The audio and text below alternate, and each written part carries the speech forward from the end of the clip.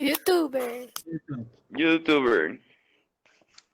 Então, é o seguinte, meu grupo, a gente conversou, né? A gente tem se organizado, a gente ainda não chegou a ainda fazer anotações, fazer relatórios, né? Que é o nosso objetivo com o projeto para se organizar melhor, né? Que foi o que a gente estava falando ontem lá no grupo. E a nossa proposta é o seguinte: a gente pensou e conversou já sobre o nosso projeto em relação a alguma coisa que a gente poderia fazer para o nosso dia a dia mesmo, algo realmente que pudesse ser visto para realmente um dia poder ser utilizado, né? A gente pensou em usar os Arduinos, né? Os Arduinos funcionando por Bluetooth, para a gente conseguir montar uma maquete de uma casa, onde as entradas da casa, como janelas, portas, essas coisas, fossem tudo programado pelo Arduino. E isso pudesse ser feito ser programado tudo pelo celular, né?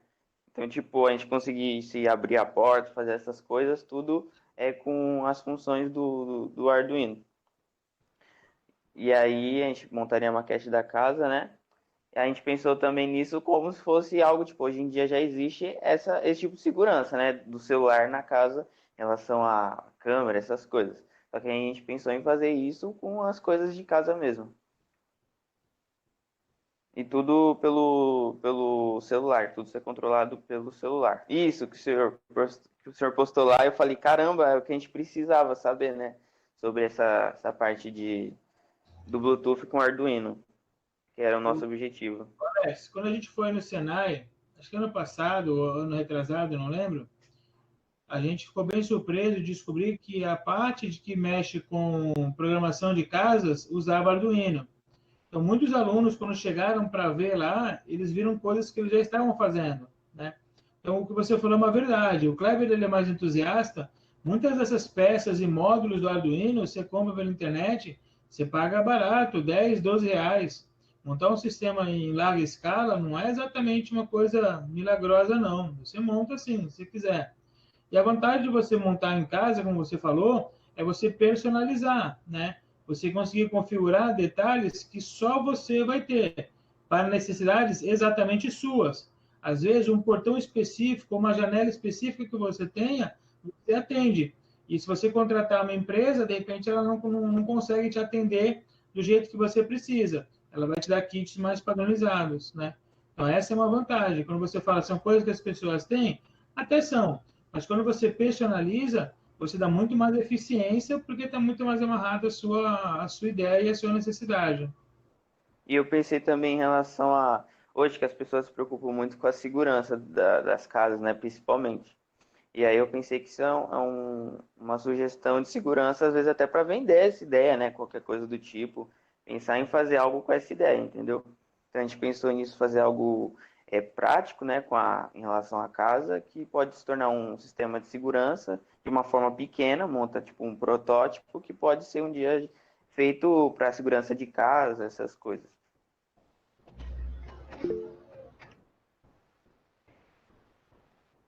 Você chegou a fazer o modelo no Tinkercad, não?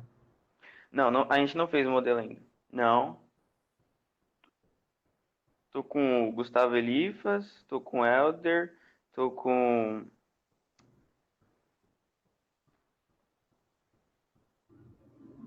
Esse Tem aí é mais para três. esse é participante, hein? Acho que é Paulo, o. Esqueci o nome dele. Existe um Paulo na Caramba. escolinha? Hã? Paulo? Deixa eu ver aqui os nomes. Pera aí. Rapidinho. Eu tenho. A gente criou um grupo já pra conseguir se organizar. Aqui, ó. Caramba, esqueci o nome dos caras. Ah, o Leandro, o Paulo, que é um aluno novo do primeiro ano, e o Eric do terceiro ano também, do terceiro D. Do Eric Luna. Eric de Luna. Gente, para a semana que vem a gente já tem mais candidatos. Poxa, Andréia, você perdeu a apresentação. Gabriel Loureiro, Gabriel Sampaio. Semana que vem a gente já tem mais uma apresentação. Opa, professor. Andréia. Semana que vem vai apresentar para a gente. Eu não tenho nem grupo. Olá, Mas aí- bom dia, gente. Mas, Gabriel, Bom dia, aí tá você acontecendo uma outra você linha começa ainda. com a ideia e depois você coloca a gente no grupo. Você não é o seu grupo, você começa com você. A ideia surge de algum lugar. Ou você apoia uma ideia, você cria uma ideia. Você não pode ficar parado. Se você quer, Tô se você achou tentando, legal, é a sua chance, cara, é a sua oportunidade. tô tentando. Gente, ó, sobre a questão dos relatórios que o pessoal perguntou, uma coisa muito importante, e vocês, na verdade, já praticam isso lá no laboratório, né? Qual que é a função de um relatório ou de um cronograma de execução? Toda vez que você faz alguma coisa, seja ela qual for no teu projeto, ele tem que estar registrado. O que eu fiz, porque eu fiz e como eu fiz. Por quê? Porque é assim que você consegue evoluir o seu projeto sem que você tenha que refazer ele todo. Então, por exemplo, as meninas fizeram, elas colocaram assim, a gente fez com isopor e palito. Aí, daqui a um tempo, elas vão perceber, na hora de executar, que aquela, de repente, não foi a melhor opção. Aí ela volta no relatório e ela percebe isso. Ela nota, ó, observação, palito não funciona por esse motivo. Vamos tentar outra coisa. Então, ela não vai refazendo as coisas, ela vai evoluindo nas coisas. Só que para isso, ela tem que analisar cada ponto, né? E aí ela vai perceber lá na frente, de repente, que uma coisa que ela escolheu lá atrás não teve a eficiência que ela esperava. Somente se ela tiver com tudo organizado, ela consegue ir lá e mudar sem desfazer o projeto inteiro. Então, a gente não pode só fechar o olho e seguir uma linha reta. Eu tenho que ter o relatório pronto, descrito, para eu conseguir fazer a manutenção das etapas e saber extrair das etapas coisas importantes, né? Como o Alex colocou. De repente, na hora que o Alex fizer, ele vai perceber que vai ter uma dificuldade em relação ao peso, porque digamos que ele vai acionar um motor de portão, e o motor de portão é um motor muito potente, é muito pesado. Ele vai perceber que teve um problema. Ele vai ter que saber o seguinte, a porta de saída que aciona o motor, ela precisa ser corrigida. Mas quando ele tem o esquema organizado, ele também percebe que a porta de saída ela está amarrada à programação de entrada. Então, ele sabe aonde mexer sem bagunçar tudo, entendeu? É uma estrutura que você tem que enxergar o teu projeto de forma inteira. Vocês imaginam, por exemplo, um cara que faz um programa, um aplicativo. Você fala, ó, tem um bug, tal coisa não funciona. Esse cara não pode só chegar ali e apagar tudo. Ele vai numa linha de comando, entre 10.000 linhas, ele tem que arrumar uma. E ele tem que saber que essa uma impactua nas outras. Então, se ele não tem um projeto organizado, tudo certinho, ele corre o risco de se confundir, né? E ele não pode ter o medo de dar correção, porque a correção é o que faz ele evoluir.